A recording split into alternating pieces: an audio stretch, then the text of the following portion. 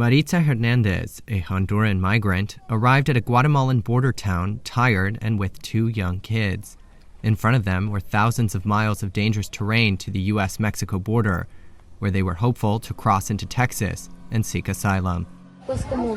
Because I saw in the news that they were letting the children pass, I decided to come. Hunger, poverty, and natural disasters are spurring their flight, but also disinformation. Myths on social media and through word of mouth have spread that U.S. border policy has changed drastically and is now wide open.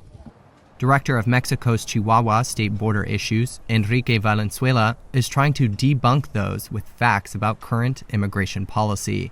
It's not true that the door has been widely opened by the United States. They will be condemned to stay here at the border, or as many others, end up returning to where they're from.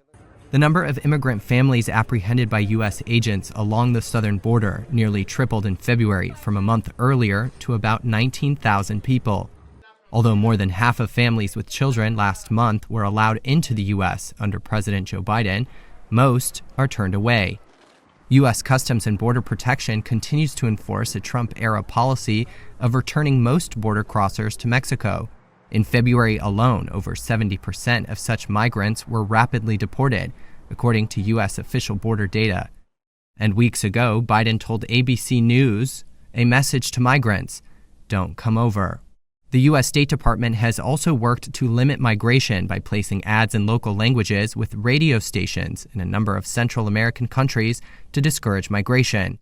Despite that, the smuggler trade has boomed in the hamlet of La Tecnica in Guatemala, where canoes whisk hundreds of U.S.-bound migrants across the Usumacinta River to an unguarded border with Mexico. Some are lucky and make it. Others are not. It's just one of many stops along the precarious journey.